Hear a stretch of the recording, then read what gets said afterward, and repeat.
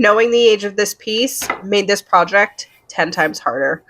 Wait to the end to see what we did. Welcome back, everybody, and thank you for joining me on today's episode.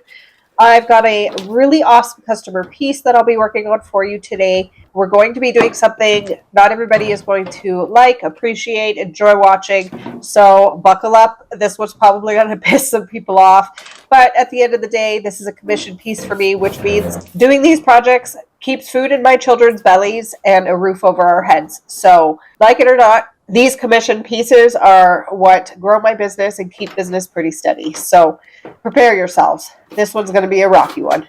That aside, I have customers that bring me all sorts of projects, and I'm more than happy to oblige with a lot of their requests. This project, it is a very old piece, and it is a very special piece for the customer. So I was more than happy to work with her again. This is actually a repeat customer, of which I have many repeat customers, and I'm super grateful for them. This customer loves a clean, modern look, and if you're familiar with what that could look like, well, this piece is getting painted. I'm going to make sure to protect the integrity of the wood prior to any sort of application of paint.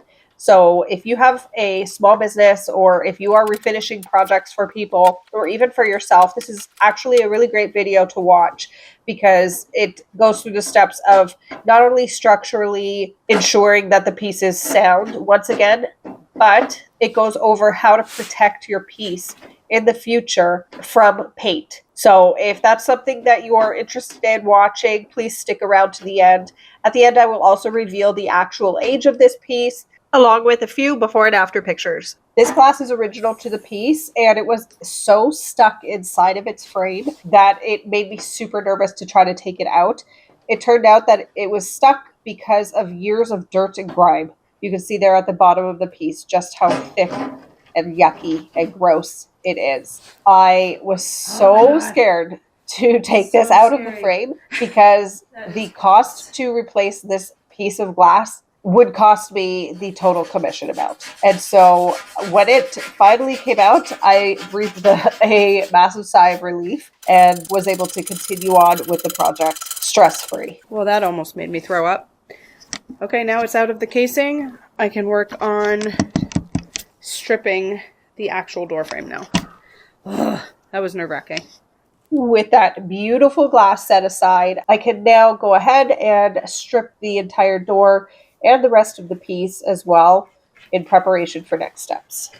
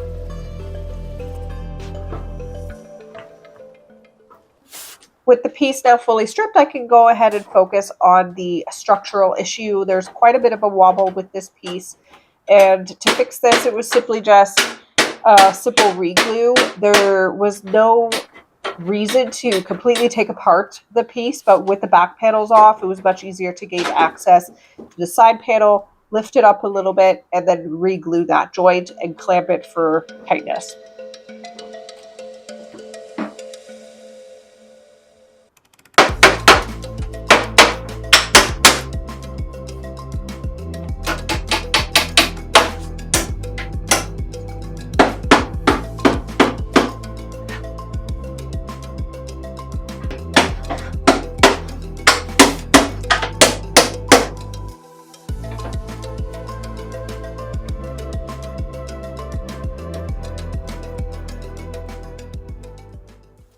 With the stability of the structure no longer an issue, it was time to work on fixing this drawer here. There were some significant wear issues that needed to be dealt with along the guide rails, and those repairs needed to be handled before anything else could happen. Now, I'm not sure who exactly repaired this, but gluing and nailing your drawers in this fashion is not the correct repair. So now I have to spend a little bit of extra time trying my hardest to undo the work that was done in order to do it correctly.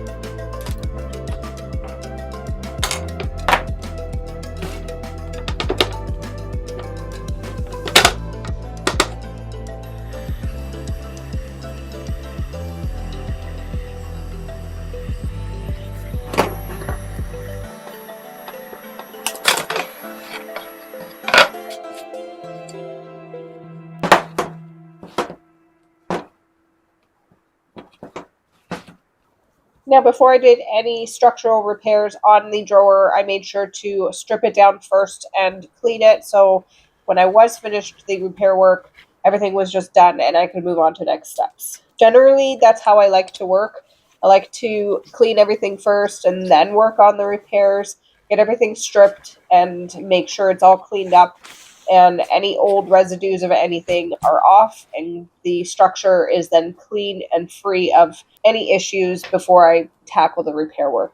So to fix this guide rail, I'm going to first measure the amount of wood that I need, give that a trim, and then I'm going to glue that piece on, make sure it's level and make sure it's clamped.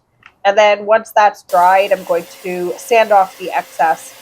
And then I'm just going to use my Japanese saw here and just cut out the groove. I don't need any special fancy tools for this. I just need one straight strip. And so that's what I did. I used my Japanese pull saw and I made sure to line everything up based on the measurements that I had from the other side. And then I used my Dremel. Again, nothing fancy. I just used my small little Dremel tool here. There's a little router attachment that I can have for that.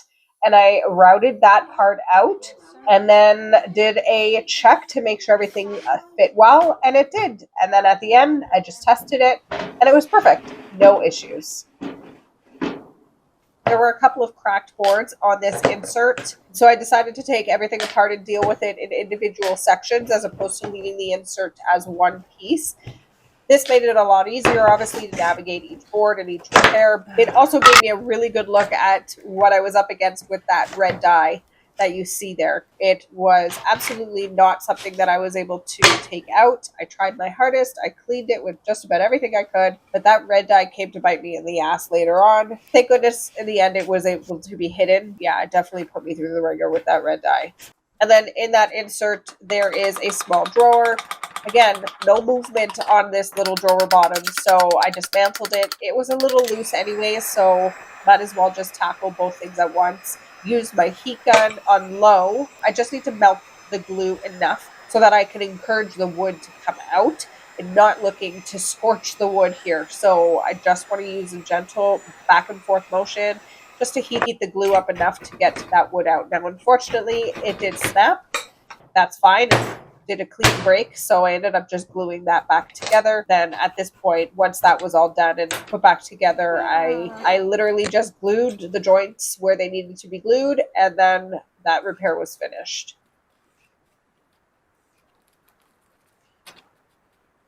So this piece may be controversial to some because I'm altering it quite a bit. The customer did not want to have that mirrored section in the back there on the side panel. So I actually ended up just taking that off. I did end up stripping it off camera and I did top coat it so that at least it was protected for the future in case she wanted to put it back or if she decided that she wanted to paint that as well. So that aside, I ended up making a new back panel that was slightly lower. It was about 6 inches in height. And this was really just to prevent anything from falling off the back end and stop me from having to dramatically cut off that side panel, the top there.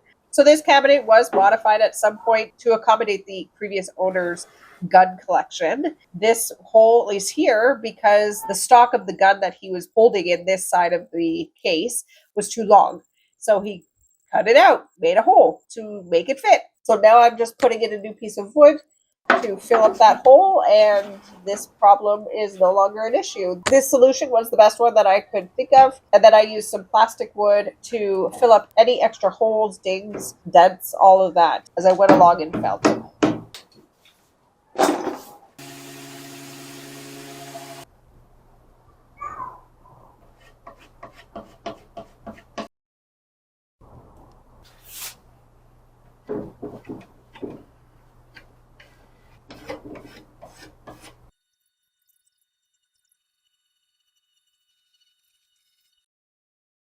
A new baseboard was added because the previous one that was there was damaged and destroyed. It was all wonky and parts of it were cut out. So I just created a new one, filled all the nail holes with some putty, and then reattached that half dome to the front where the glass panel would normally go.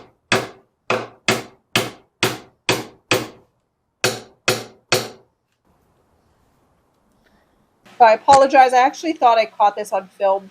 The step prior to me prepping with primer is the top coat. So I ended up top coating everything with a polyurethane to seal the wood, and then everything got primed with a Bullseye 123 primer before I then went ahead and did my final coats of paint. So the only area of concern that I have, and I did speak to the client about this, is there is a significant ink stain right there. And it's just really bleeding through. So once I paint this a couple times, I'll see how it's done. But the insert is going to be sitting right there, and it does cover it all. So hopefully that should be enough. Okay, and then lastly, I am painting everything in a beautiful white. This is the same color white that we used on her previous project. She absolutely loves it.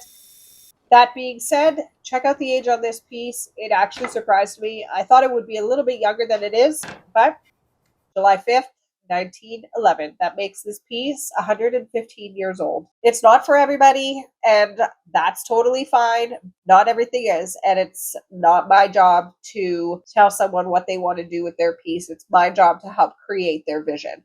And I'm more than happy to do that for every single customer that comes into my shop. Thank you for watching today's episode. Please comment below, keep it friendly, keep it nice. This is a customer piece. Be respectful in the end. And let me know, would you paint this or would you go back and keep it brown? Thanks for watching, everyone. Have a great day, and I'll catch you on the next one. Bye for now.